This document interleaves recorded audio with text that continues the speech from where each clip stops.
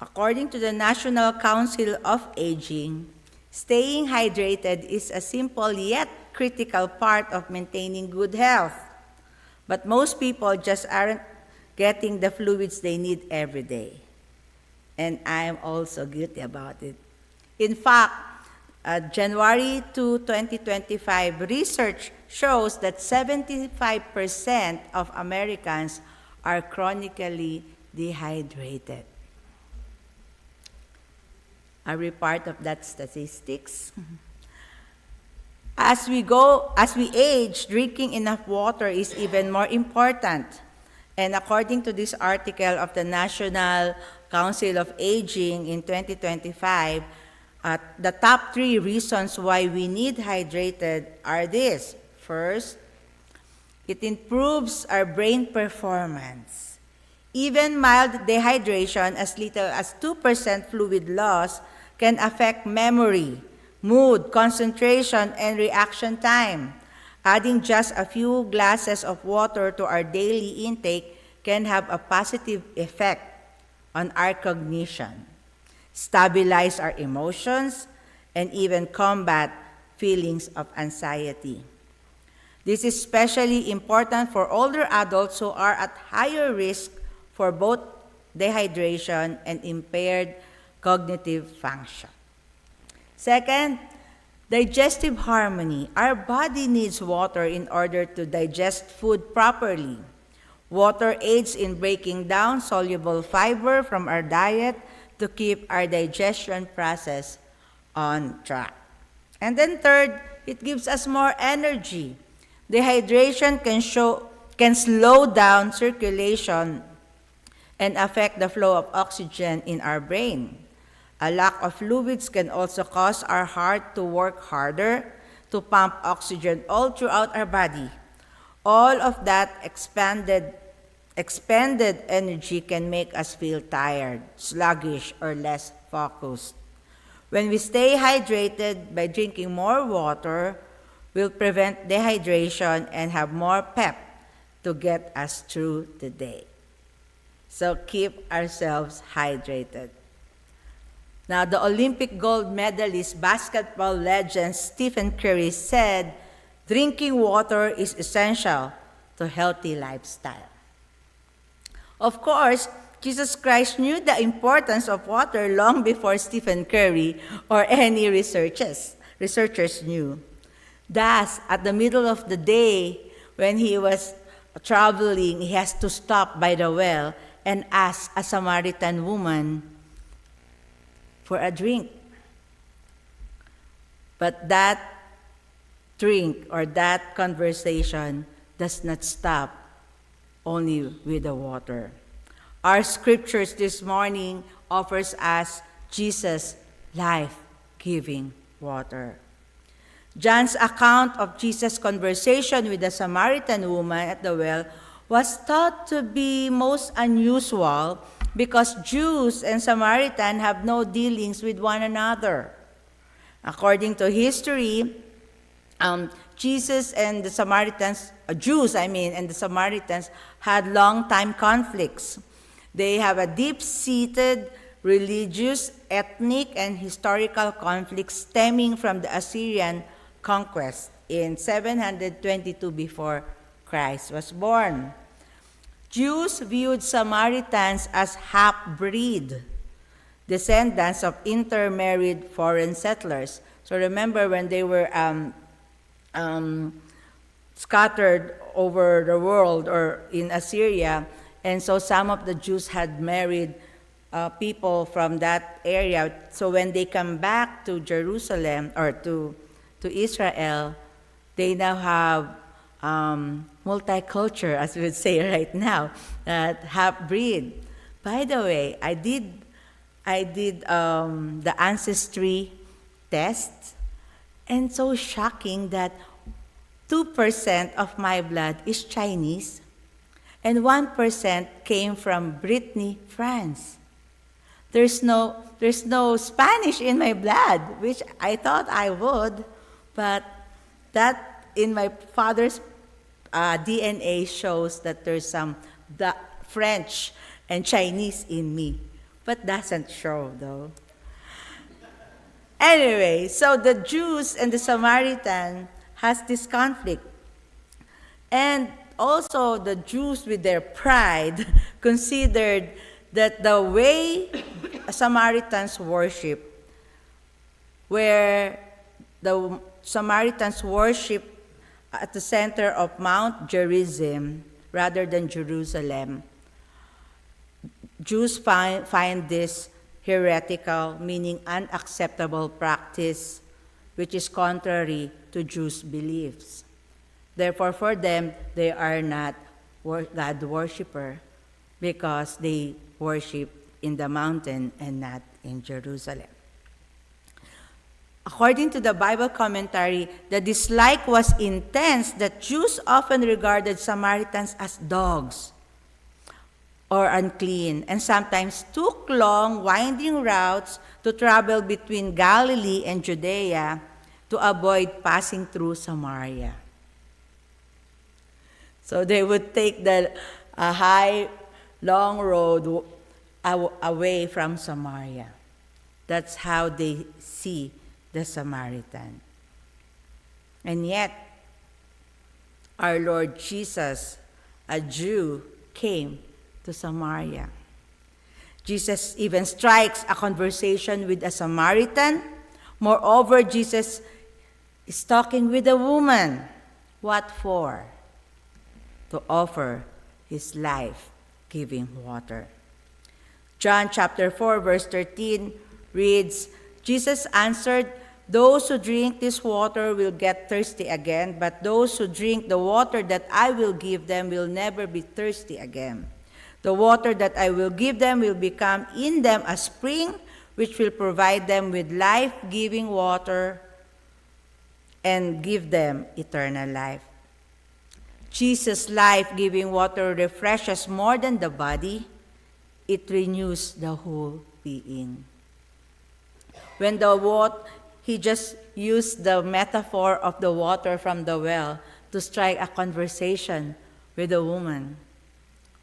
Of course, physically he would have or need that water, but more so he was there for a more purposeful reason, and that is to offer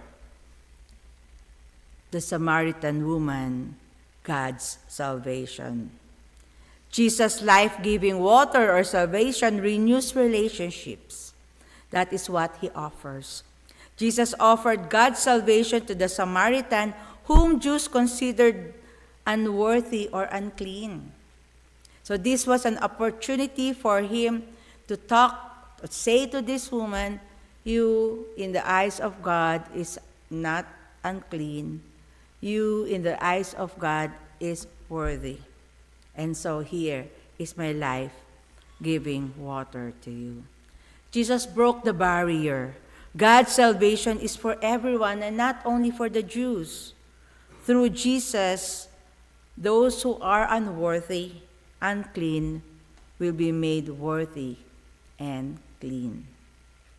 Paul's letter to the Romans resonates John's message.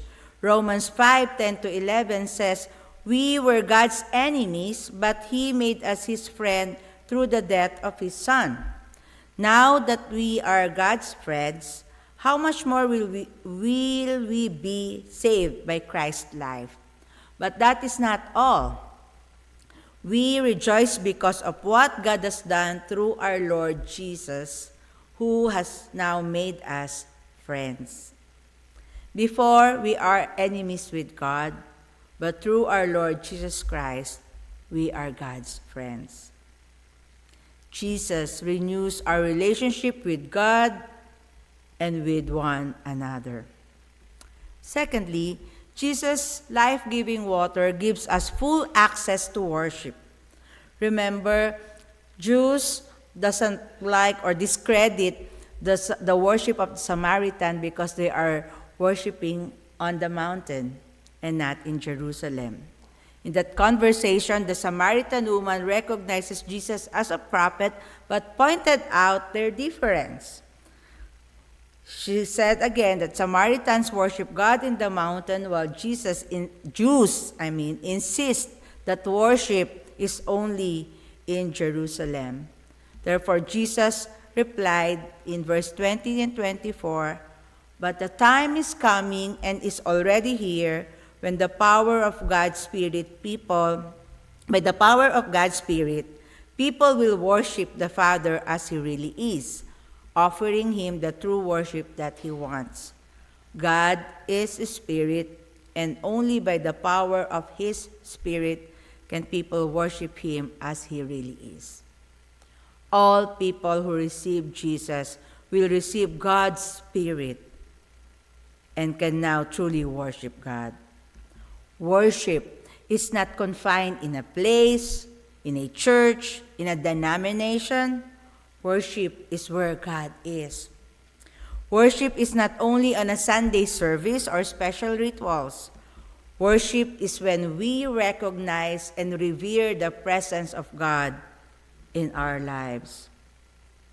Although it is easier to worship God at times when life is a bliss, but we can worship God in midst of chaos and adversity too. Paul reminded the church in Romans that even at times of trouble, we can worship God. I will be reading from the Message translation the following verses from Romans. It is more descriptive. And I invite you to envision these verses. What words or phrases stand out to you as I read them? Romans 5, chapter 5, verses 1 to 5. By entering through the faith into what God has always wanted to do for us, set us right with Him, make us fit for Him, we have it all together. We have it all together with God because of our Master Jesus. And that's not all. We throw upon our doors to God and discover at the same moment that He has already thrown open His door to us. There's more to come. We continue to shout our praise even when we're hemmed in with troubles, because we know how troubles can develop passionate patience in us. And how that patience in turn forged the tempered steel of virtue, keeping us alert for whatever God will do next. In alert expectancy such as this, we're never left feeling shortchanged. Quite the contrary, we can't round up enough containers to hold everything God generously pours into our lives through the Holy Spirit. From these verses, the phrases that speaks loud to me are this: we can continue to shout our praises when in trouble, keeping us alert for whatever God will do next. We can't round up enough containers to hold everything God generously pours into our lives through the Holy Spirit. I do like also the Good News translation of Romans 5:5, where it says, "The hope does not disappoint us, for God has poured out His love into our hearts by means of the Holy Spirit, who is God's gift to us." One example of a person holding hope is Christopher Reeves. Do you know him? Of course. Our first Superman movie star. But in 1995, he was paralyzed from the neck down after being thrown from a horse during an equestrian competition in Virginia. He used a wheelchair and ventilator for the rest of his life. But he has this quote: "Once you choose hope, anything possible." And from 1995 to 2004, he held on to that hope. After his accident, he lobbied for spinal injury research including human embryonic stem cell research and for better insurance coverage for people with disabilities. In 1997, he became a director. He directed In the Gloaming. I haven't watched that though. Acted in a television remake of Rear Window in 1998 and made 2 appearances in the Superman-themed television series Smallville in 2003. He also wrote 2 biographical books, Still Me in 1998 and Nothing is Impossible, Reflections on a New Life in 2002. If Christopher Reeve, who chose hope, made things possible, what more if we choose the source of that hope? The source who gives us a generous pouring of God's Spirit. We have that hope that does not disappoint us, for God has poured out His love. When we are in the middle of chaos, we have hope which does not disappoint us. God's love through the Holy Spirit drenches us. Therefore, what is the good news for us? The good news is that God generously pours life-giving water, not a drop, not a sprinkle, but a generous pouring of God's grace, generous pouring of God's hope. And therefore, what are we all waiting for? Hold up all our life containers, needing hydration, needing grace, needing hope, needing love, for God generously pours.